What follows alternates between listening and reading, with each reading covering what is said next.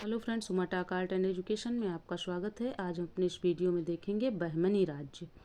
मोहम्मद बिन तुगलक के शासनकाल में 1347 ईस्वी में हसन गंगू ने बहमनी साम्राज्य की स्थापना की थी।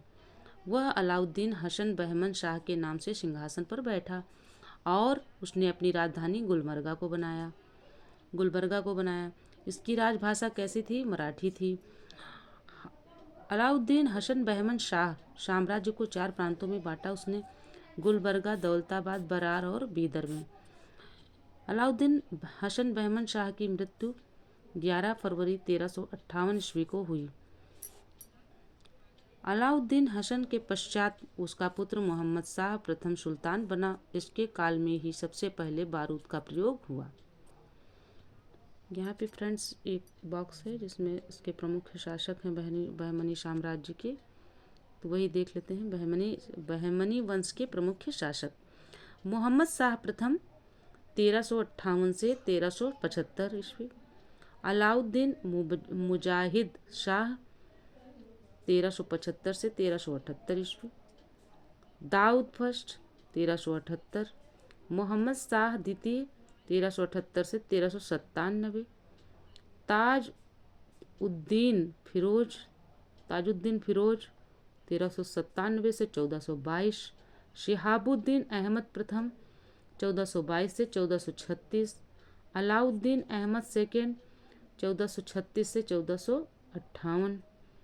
फिर है शमसुद्दीन मोहम्मद तृतीय 1463 से 1482 तक। भीमा नदी के तट पर फिरोजाबाद की स्थापना ताजुद्दीन फिरोज ने कराई थी। किसने कराई थी? ताजुद्दीन फिरोज ने कराई थी। फिरोज खगोलिकी को प्रोत्साहन देता था और उसने दौलताबाद के पास एक वैधशाला बनवाई थी। फरिश्ता के अनुसार फिरोज फारसी, अरबी और तुर्की के अतिरिक्त तेलुगु, कन्नड़ और मराठी भाषा का भी ज्ञाता था। फिरोज शाह बहमनी का सबसे बड़ा कार्य प्रशासन में सबसे बड़े स्तर पर हिंदुओं को सम्मिलित करना था। चौल और दभोल इसके समय के प्रमुख बंदरगाह थे। इसके समय के प्रमुख बंदरगाह कौन थे? चौल और दभोल। इसके समय के, फिरोज शाह बहमनी के समय के। आगे देख लेते हैं। शिहाबुद्दीन अहमद प्रथम ने अपनी राजधानी गुलबर्गा से हटाकर बीदर में स्थापित की। इसने बीदर का नया नाम मोहम्मदाबाद रखा। मोहम्मद तृतीय के शासनकाल में ख्वाजा जहां की उपाधि से महमूद गवां ईरानी को प्रधानमंत्री नियुक्त किया गया। मोहम्मद तृतीय के आदेश पर 1482 ईस्वी में 70 वर्ष की अवस्था में महमूद गवां को फांसी दे दी गई। महमूद गवां ने बीदर में एक महाविद्यालय मदरसा की स्थापना करवाई। इसका भवन तिमंजिला था। इसमें 1000 अध्यापक और विद्यार्थी रह सकते थे। उन्हें भोजन और कपड़ा भी राज्य की ओर से मुफ्त दिया जाता था। रियाजुल इंसा नाम से महमूद गवां के पत्रों का संग्रह किया गया। 1470 ईस्वी में रूसी यात्री निकितन बहमनी साम्राज्य बीदर की यात्रा पर आया। इस समय बहमनी राज्य पर मोहम्मद तृतीय का शासन था। इस समय किसका शासन था? मोहम्मद तृतीय का।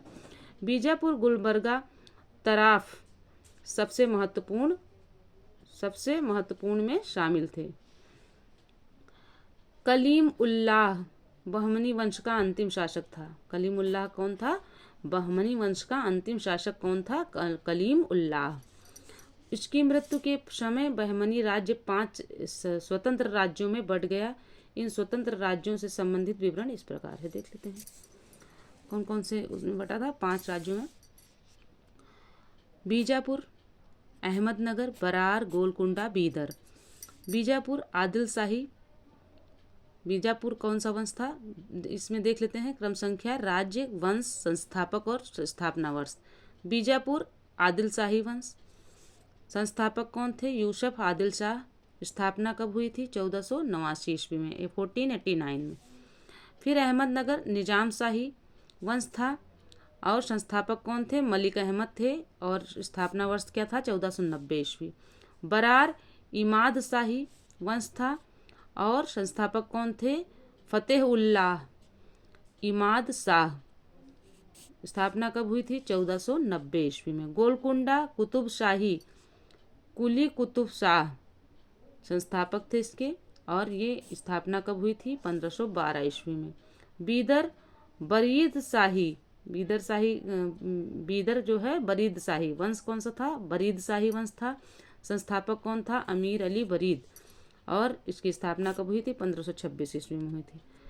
मोहम्मद प्रथम के मंत्री सैफुद्दीन गौरी ने केंद्रीय शासन का कार्य कई विभागों में बांटा और 8 मंत्रियों को नियुक्त किया, जो इस प्रकार थे। मंत्री और विभाग देख लेते हैं। वकील सल्तनत दिल्ली के मलिक नायाब के समान। वकील कुल मंत्रियों के कार्यों का निरीक्षण वकील को छोड़कर। अमीर जुमला अर्थ विभाग का अध्यक्ष। वजीर अशरफ विदेश नीति एवं दरबार संबंधी कार्यों का निष्पादन। नाजिर वह अर्थ विभाग से संबंधित था। पेशवा वकील सल्तनत का सहायक था। कोतवाल नगर का मुख्य पुलिस अधिकारी था। सदरे जहां न्याय विभाग, धर्म तथा दान विभाग का अध्यक्ष। सुल्तान के महल तथा दरबार की सुरक्षा के लिए विशेष अंगरक्षक सैनिक दल था, जिसे शाख ए खेल कहा जाता था। यह 4 भागों या नौबत में विभाजित थे, जिनके मुख्य अधिकारी सर ए नौबत होता था। बीजापुर के शासक अली आदिल शाह को सूफी कहते थे। इनको क्या कहते थे? सूफी कहते थे। किसको?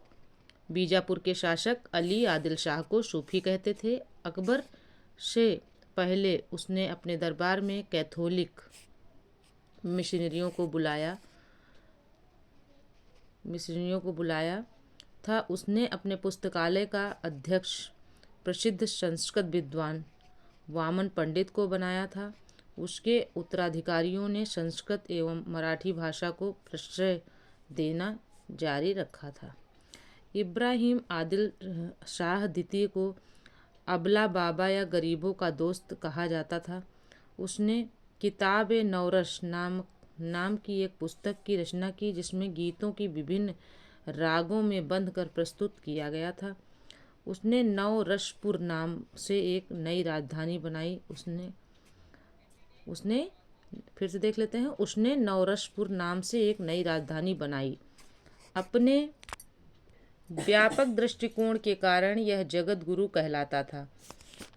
उसने विठोवा की उपासना के केंद्र पंढरपुर को भी अनुदान दिए। मोहम्मद कुल कुतुब शाह ने 1591 से 92 में हैदराबाद के बीच